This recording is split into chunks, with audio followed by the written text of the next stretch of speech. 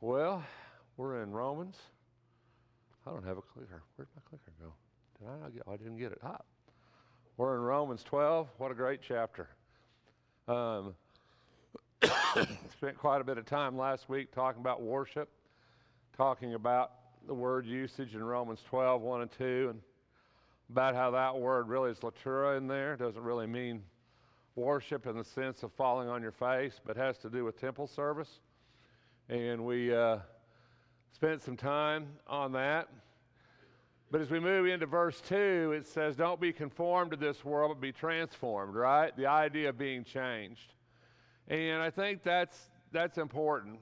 Transformation in the life of a Christian is something that we have to, that we should focus upon. The idea that I need to be different than I was, not just, as I often say, not a better Rex, right? The best Rex will never be good enough, right? Not a better Rex, but I need to look like Christ. And in order to do that, I've got to be transformed into that image, transformed into Christ's image. And that's a hard thing for us to know what that looks like, to know what Christ looks like, really. If we're supposed to look like Christ, be conformed into the image of Christ, then it's important that we know what Christ looks like, truthfully, and not just sometimes maybe what's in our mind, the person that he was. And I think that's something that we have to kind of concentrate upon. The good and acceptable and perfect, as Paul says, is kind of a Paul thing, isn't it? Paul was always about what was reasonable, what was attainable, I think he would say. Acceptable. Acceptable is not a bad thing, is it?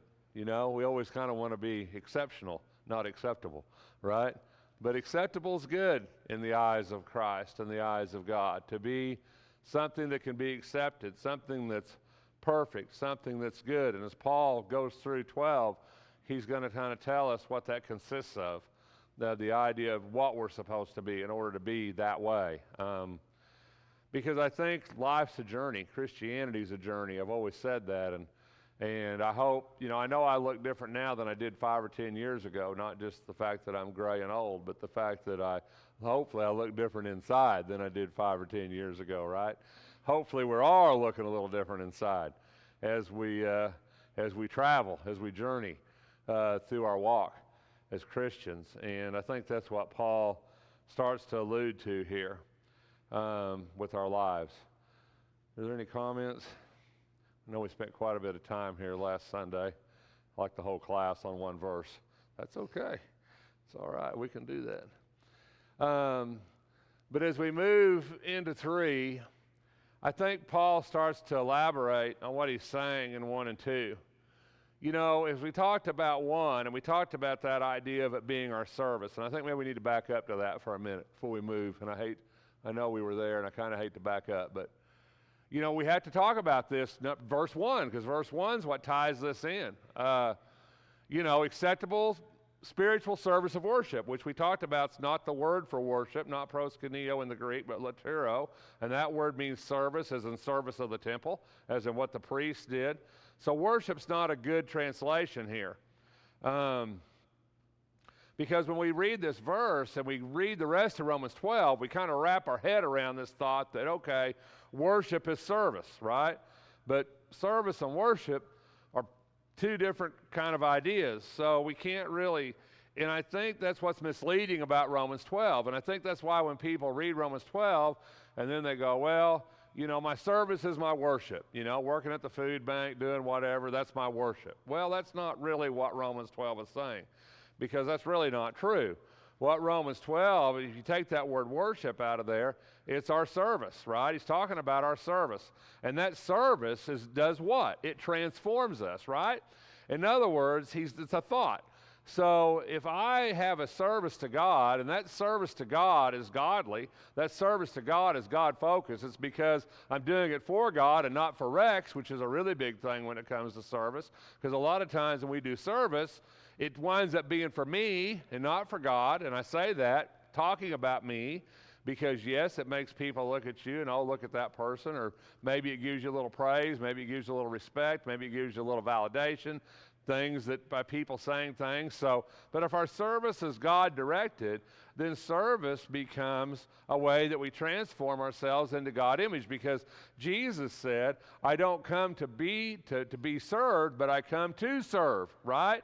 And to offer my life as a ransom for many. So Jesus himself says, I came to serve.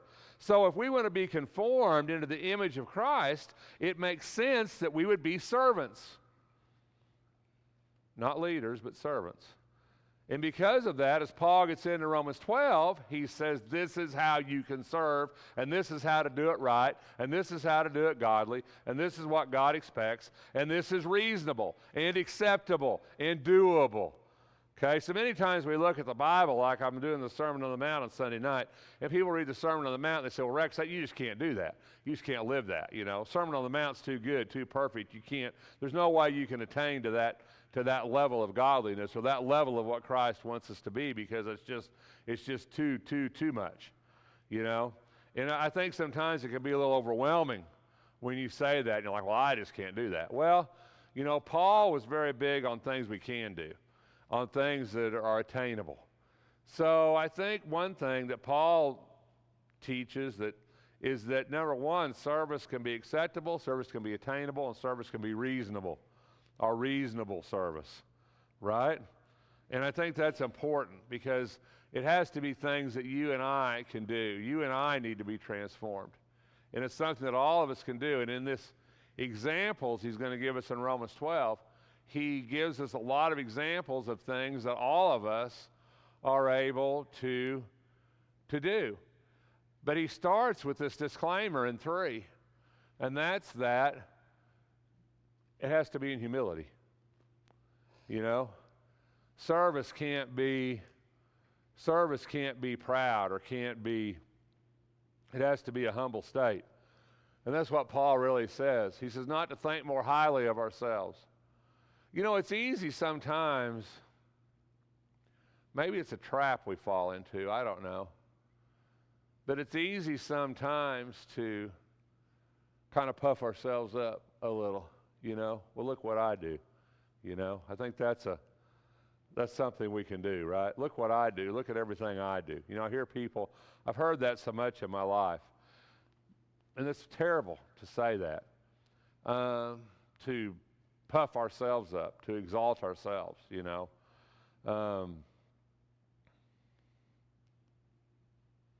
because I think we make terrible comparisons. If I can say that about our lives. Every one of us in here, you've got a view of your life. You've got a view of you. The good, the bad, the ugly. Every person in here, you have a view of you. I have a view of Rex. Now that view might be skewed, and that view might not be accurate. It might be not what you see or somebody else sees. It might just be what I see about me, you see? And that sometimes is a little dangerous, because all of us, we base our lives on the view that we have of us, That can be dangerous. Why?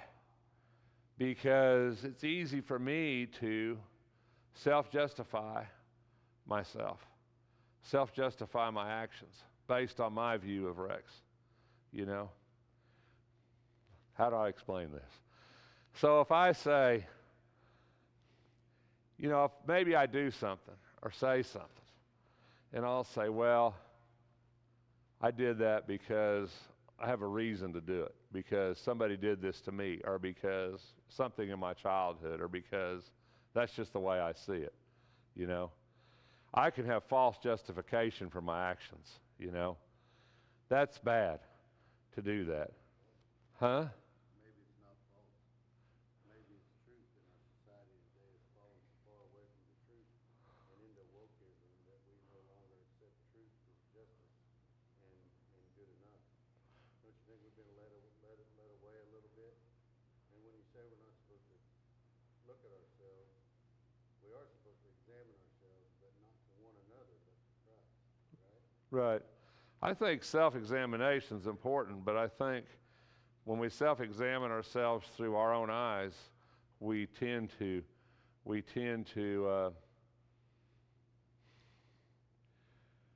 maybe not have a clear picture of our motives in our life for the things that we do, if that makes any sense. I know it seems like I'm talking in a circle. I'm trying to say something, but it just really can't come out of me properly. I don't know how come that is.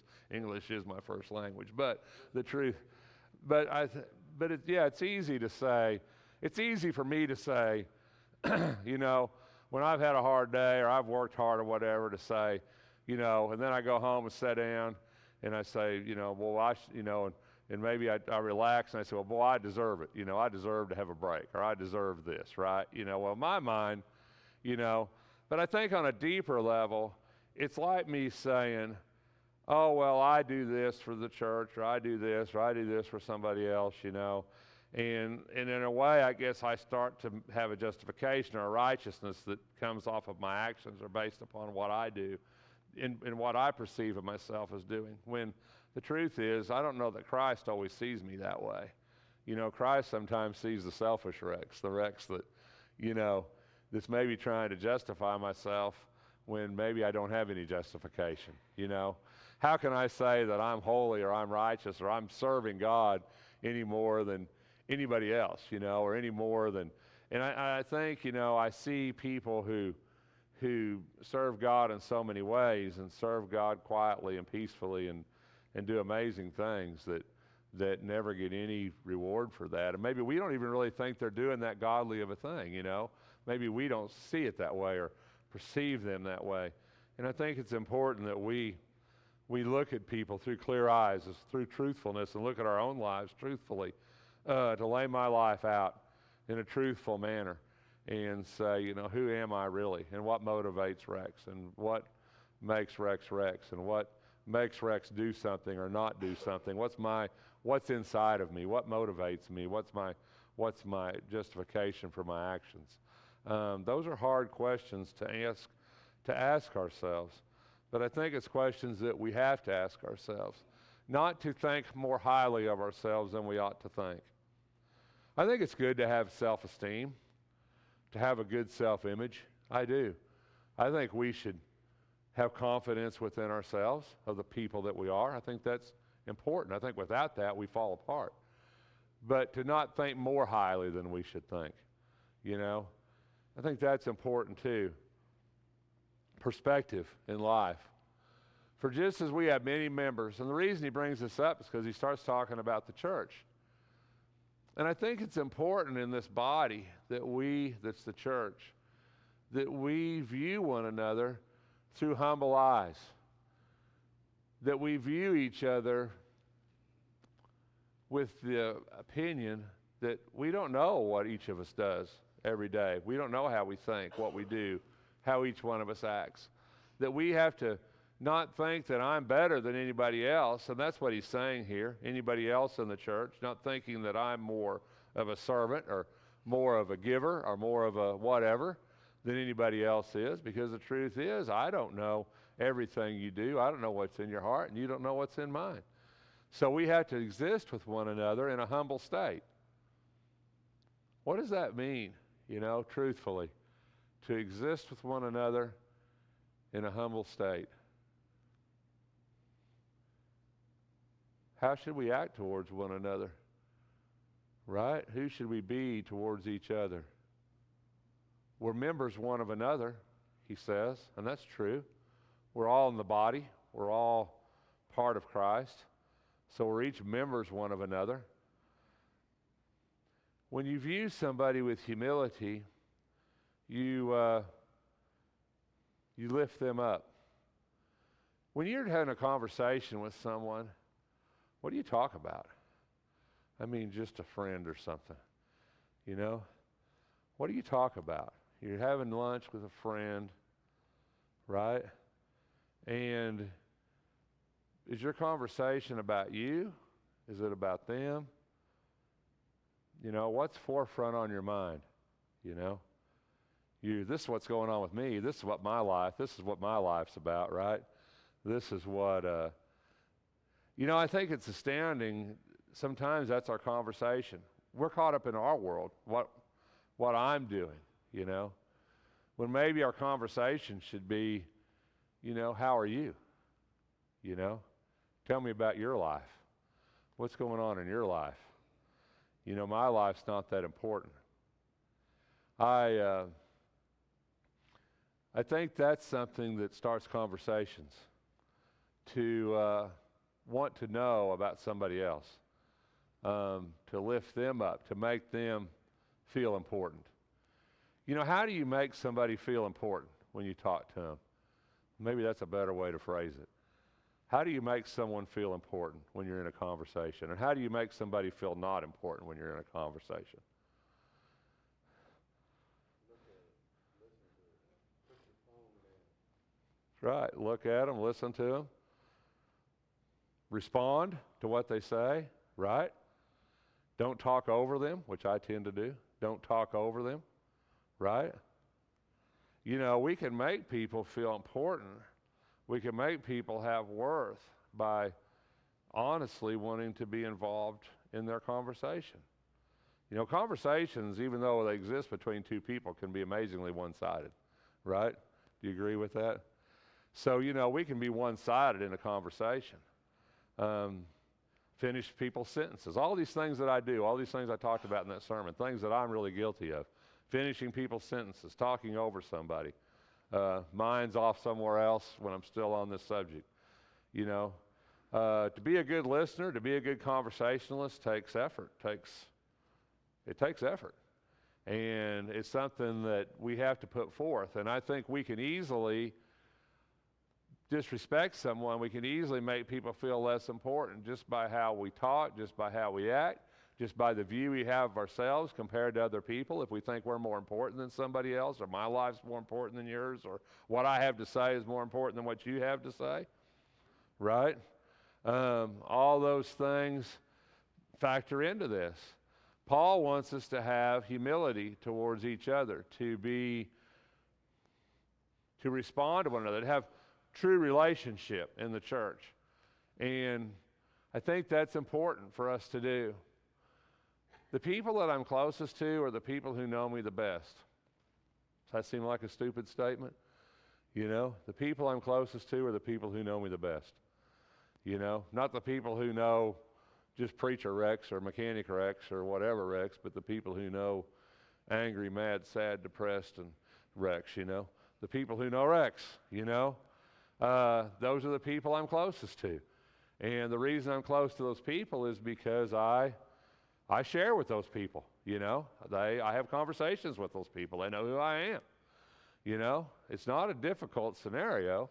It's just that sometimes we shut ourselves off because we shut ourselves off, right? We get mad because people don't seem to relate to us, but we don't really give them the information to relate, right? And if we don't, then we get mad. Well, they don't understand me. They don't know me. Well, you know, you have to share. You know, you have to share in order for us to know, or me to know, or anybody else to know how you really feel. We don't have that ability that Christ has to look into the heart of another person and to say, oh, well, I know you're upset. You know,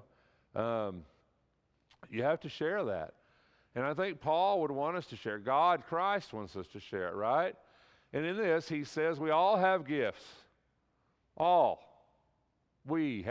All have gifts. I don't think there's anybody that doesn't have a gift. And Paul says that they differ according to the grace. In other words, Paul looks at our gifts as we should as Christians. Our gifts come from God. Our abilities come from God. We as Christians should have that view. Doesn't mean that people who aren't Christians don't have abilities. They do. But as Christians, you and I should understand, recognize that our gifts, our abilities come from God, through God. And because of that, he says that if we're going to transform ourselves to look more like Jesus, we need to know how to use the gifts or the abilities. And I think gifts is kind of a weird word there, but the abilities that Jesus gives us in order to become more like Jesus.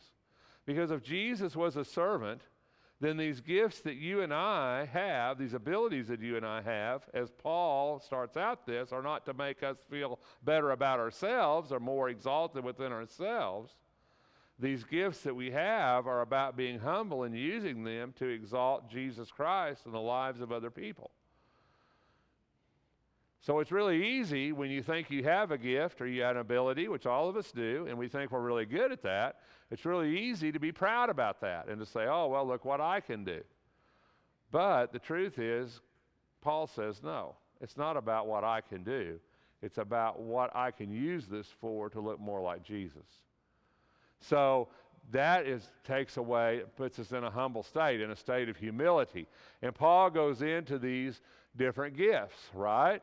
And the idea here, he starts out with prophecy, which in the Bible, in the New Testament, especially by the time you get to Romans, can mean a couple different things. But mostly here, I think it means more to teach, to exhort, to be able to expound upon God's word. If service in his serving or in teaching in his teaching. You know, Paul understands, as we should understand, that not all of us have the same abilities. Not all of us are really maybe great teachers.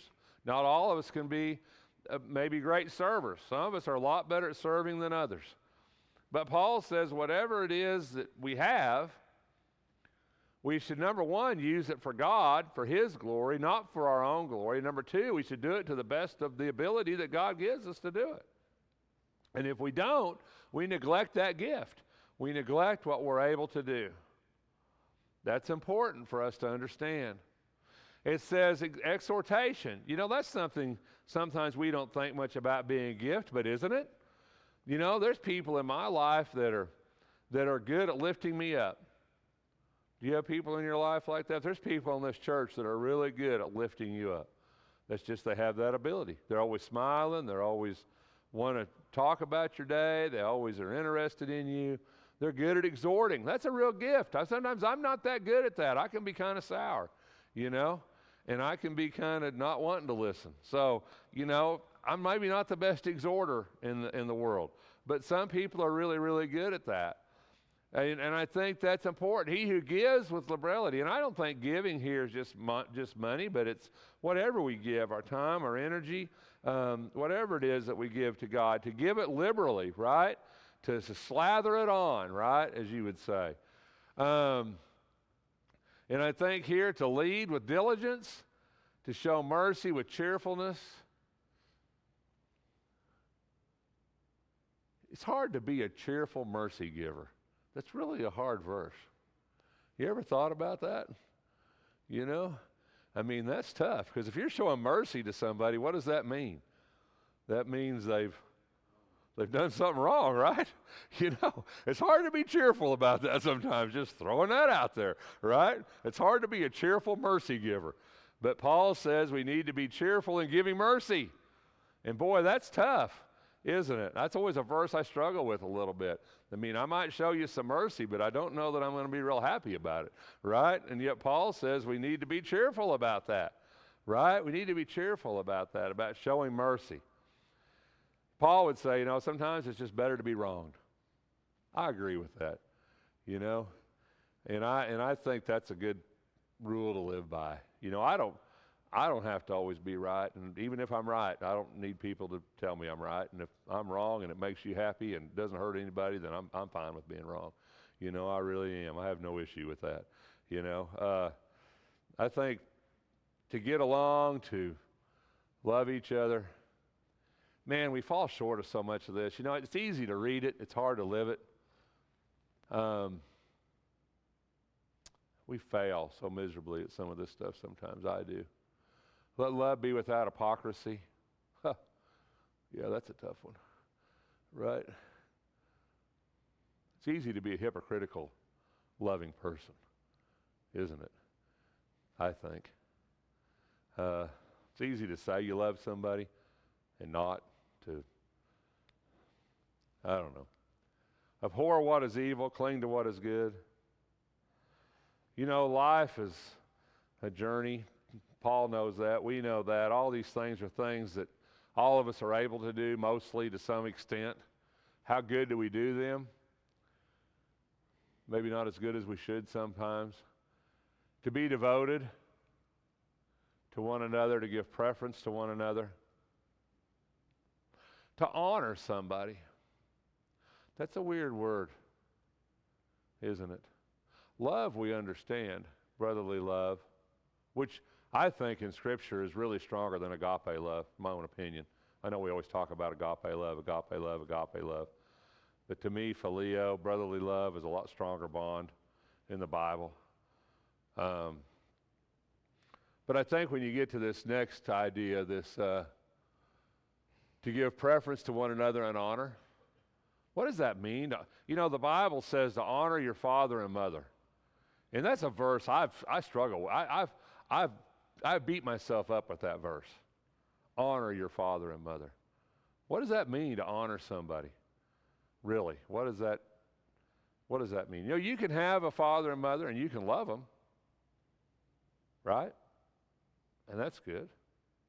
And you can provide for them sometimes or help them if they need it, and that's good. But what does it mean to honor your father and mother?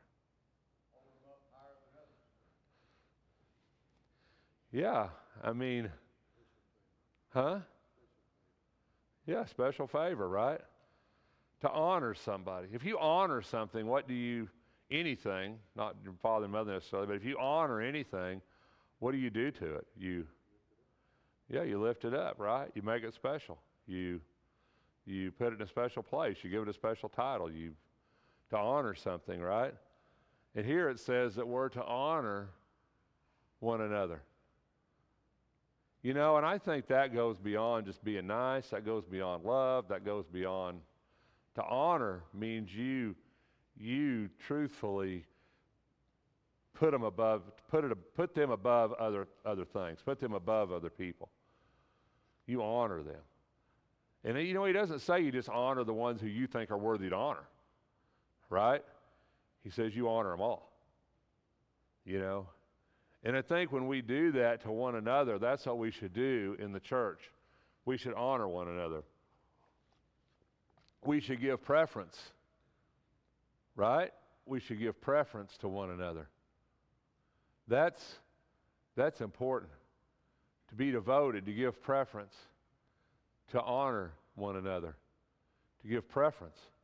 That means to put us above the other person, right? If you have a choice between helping a Christian or non-Christian, who should you help? Yeah, I mean, it's pretty simple, isn't it? We're to give preference to each other, right? And we're to love each other and honor each other. And we should be diligent. We should be fervent in spirit. We should serve the Lord. We should rejoice in hope. We should persevere in tribulation. We should devote ourselves to prayer. I love Romans 12 because everything in here is doable. You know, everything in here is doable if we would just do it. There's nothing Paul puts in here that you and I as individuals can't do. We can honor one another. We can give preference to one another. We can be diligent. We can be fervent. We can rejoice in hope. We can persevere in tribulation. We can devote ourselves to prayer. We can contribute to the needs of the saint. We can practice hospitalities. We can bless those who persecute us, can't we? There's not a single thing in this that you and I can't do. You know, people, like I said, people look at the Sermon on the Mount and say, oh, Rex, I can't do that. Look at this. You can do this. I can do this. And every time I read Romans 12, I always think Paul's talking to me. You know, I always think he's talking to me and saying, Rex, you can do this. You can do this if you will. If you just would, right, you can do it. You know, this is possible. And every time I read this, that's what always goes on in my mind. You know, I think 8:15 is tough. I don't know about you. I mean, we like weeping when we weep. I ought to say we like. That's a bad word. We're easy at weeping with people who weep. I think we can do that. But how good are we at rejoicing with people who rejoice? You know? Well, that depends, doesn't it? It depends. It's easy to rejoice when people rejoice when they have a little bit less than you have. Right? But how about when you have nothing and they have everything? Can you rejoice? You should. You know? You have no money, your car just broke down, you can't get another one. Your best friend just gets a brand new car. You should be happy. Is that easy? You know? I'll make it a lot harder than that. You've been trying to have a child your entire life for years and years, and you can't have a kid, and then your best friend has 4 children. And they're pregnant again. You should be happy. It's not easy. You know, rejoicing with people who rejoice is a skill. To really be happy for somebody when you're not happy. To really be happy for somebody who has something that you desire is really a hard thing to do. But we should. Because all of us have blessings, you know. Maybe that's part of our perseverance. I don't know. But I think we struggle with that sometimes. To rejoice with people who have what we desire, maybe what we need, and yet be happy for them when inside of us we're thinking, oh, why don't I have that? Why didn't I get that? Why can't God do this for me? Just human, you know? It's human. It's not easy. But we have to have the same mind toward one another. Not haughty. Associate with the lowly. Not be wise in your own estimation. Once again, goes back to the idea of humility within the body, of being a humble person.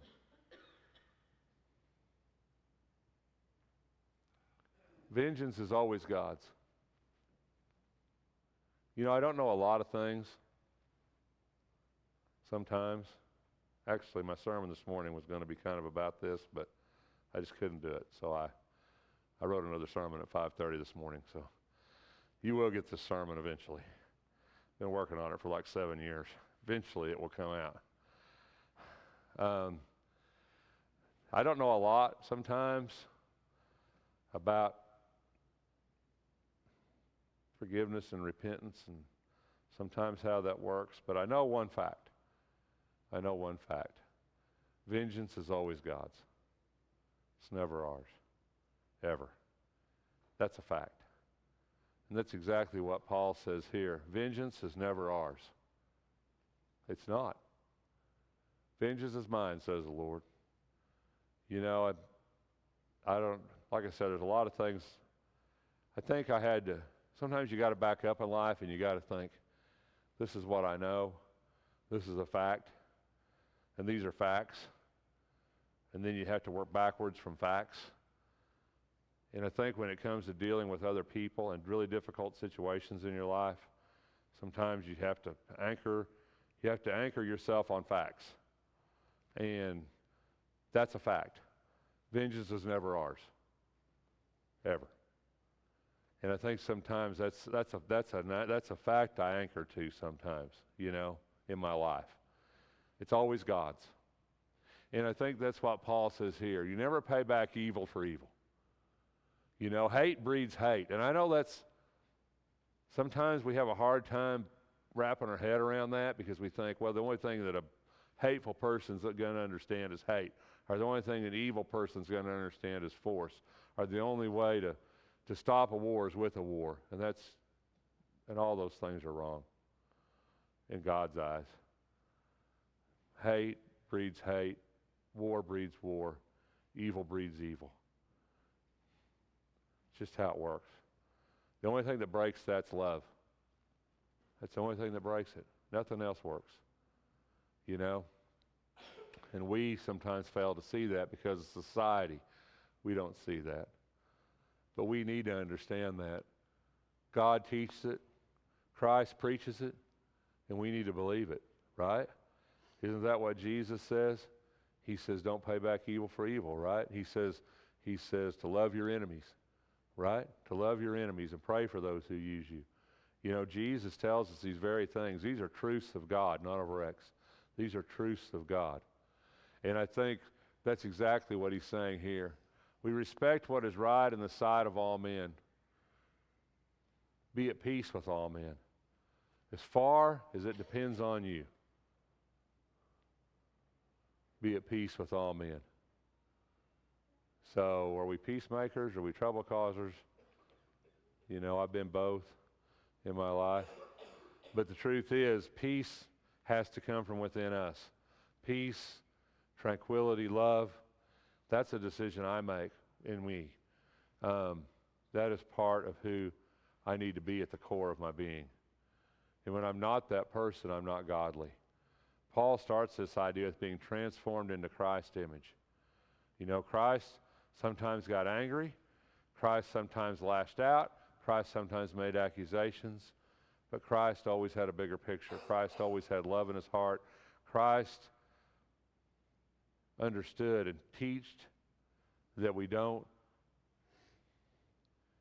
change the world with hate, you know. And that's something that I think you and I have to understand. We have to think about. Revenge. Once again, Paul gets into that. It's always God's. Never take our own revenge. You know, he taught to a people here in Romans who are persecuted on a lot of levels. Persecuted by the Romans, persecuted by the Jews. These people are going to be slaughtered by the millions. These people are going to be sawn in two and hung, and they're going to be tortured, and they're going to be skinned alive, and they're going to be put in with wild beasts, and people are going to do all kinds of things against them. And Paul says what? He says, don't take your own revenge. You know, them are just words on a paper, but they're words that those people live by because they died by the millions. And as far as I know, they never tried to strike back. They just died. People say, well, you can't do it. That won't change anything. You can't change the world with love, can you not? Without love, would we be here? You know, Christ didn't change the world with a sword. He didn't tell them to go fight, go start an army, or raise a war. He told them to love each other and to die. And it changed the world. So yes, you can. You can change the world with love. You can change your life with love. You can change things. And that's exactly what Paul's saying here. Leave room for God's wrath, not Rex's wrath, for God's wrath. Vengeance is mine, I will repay. But what does he say? If your enemy is hungry, feed him. If he is thirsty, give him a drink. In so doing, you will heap burning coals on his head. Do not be overcome by evil, but overcome evil with good. You know, it's so easy to be overcome with evil, isn't it? And to have hate in our mind and vengeance, to feel that rise up within us. But the truth, what Paul says is, we'll never overcome evil with evil. We're only going to overcome evil with what's good. And you and I have the ability within us to be that person, to be the good person. We have the ability within us to be godlike, to be Christ-like. But the only way we'll ever do that is to take me out of the picture, to take me out of the way, because that's not always the person that Rex is. But it's the person that Rex needs to be. That's part of being transformed. Not conforming, as Paul said at the beginning of this, not conforming to the world, not conforming to the image of the world, because that's the image of the world. The image of the world is hate for hate, eye for an eye, tooth for a tooth. Repay somebody exactly what they give back to you, right? Isn't that the way the world looks at it? That's exactly how the world looks at it. That's conforming to this world. That evil will only fight evil. And that's what this world teaches us. But Paul says, don't be conformed, but be transformed to who Jesus was, to what he thought, to what he believed. And what Jesus believed, what Jesus taught, is that love is the most powerful weapon, tool that you and I possess. Right? That God's word is the most powerful weapon that we possess. Boy, Romans 12. You got to love this chapter. Are there any comments? Seems like I rambled. So you get into 13 a little minute. We'll start, and then we'll finish 13. Oh, let's do 13 next week. Governing authorities. Mercy. Well, we just don't like those old governments, do we? They didn't like theirs either. Got news for you. Hasn't never changed. We'll dive into this next Sunday morning. Thanks for your time.